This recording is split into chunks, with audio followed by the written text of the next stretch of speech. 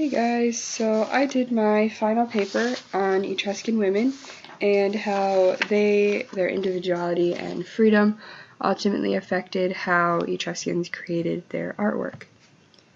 So in my intro, I start off with an instance of Tullia. Tullia, which is shown in the picture to the left, was the daughter of Servius Tullius, who was an Etruscan king of Rome in the 6th century BCE. Tullia and her sister were both set to marry brothers of the royal Tarquinius family. Tullia married the less ambitious of the two brothers, and her sister had married the bolder of the two. Together, Tullia and her brother-in-law Tarquinius Servius arranged for the murder of their spouses. They then married each other and plotted the overthrow and death of Tullia's father. After the king's murder, Tullia made a show of driving her carriage over her father's corpse, spraying herself with his blood. This is shown in the picture to the right.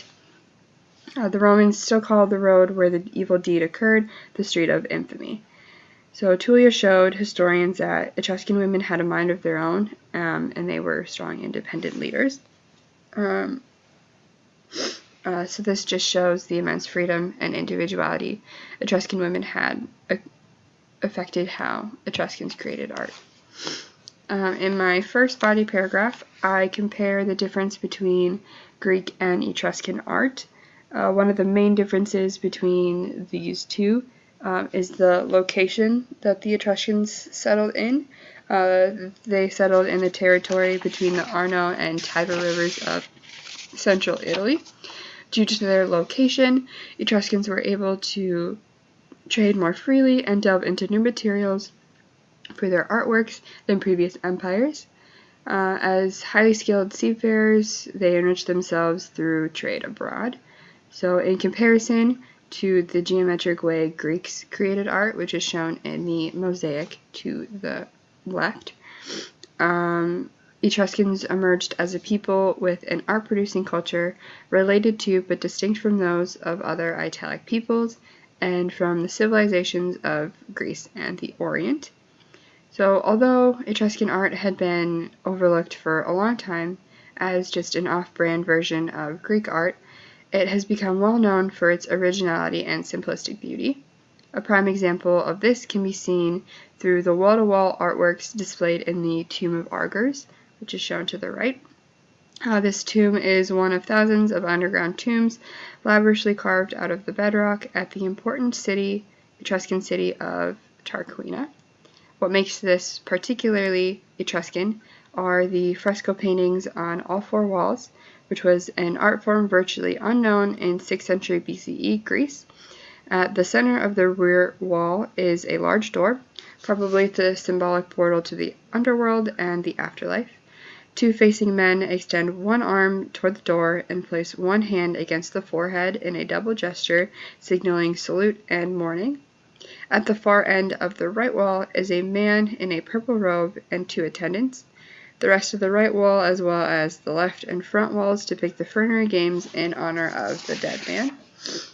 All these figures painted on the walls of this tomb are truly Etruscan and show the immense differences in social structure between them and the Romans and Greeks.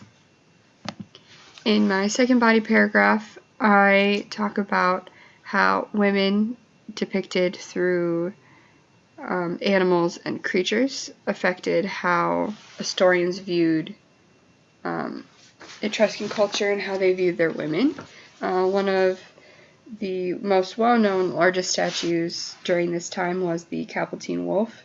This statue is a somewhat larger-than-life hollow cast bronze image of the she-wolf that, according to legend, nursed Romulus and Remus after they were abandoned as infants. When the twins grew to adulthood, they quarreled, and Romulus killed his brother. On April 21st, 753 BCE, Romulus founded Rome and became the city's first king. This large statue of the she-wolf shows that in Etruscan culture, women were the source of everything. Women were viewed as a motherly figure that nurses her children, in this case cubs, to adulthood.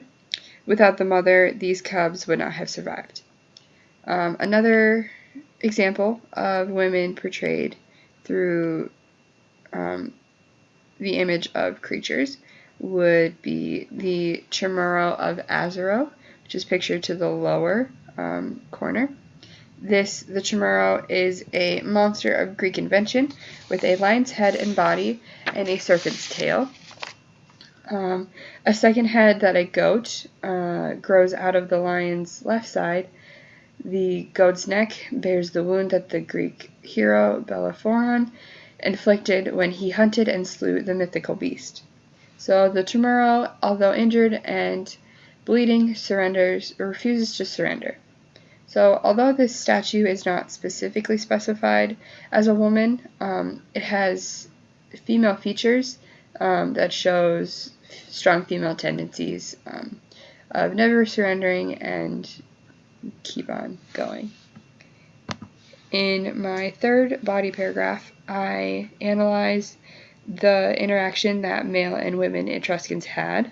One of the best statues that depicts their interactions would be the Serventi sarcophagus. This was found at Serventi. The sarcophaguses take the form of a husband and wife reclining on a banqueting couch. It consists of 4 separately cast and fired sections, once brightly painted. Although the man and woman on the couch are life-size, the sarcophagus contained only the ashes of the husband or wife.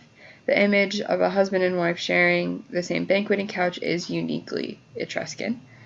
This intimate depiction of a man and woman at rest, lying next to each other, is a new way of depicting this relationship. Up to this point, women and men were seen as separates.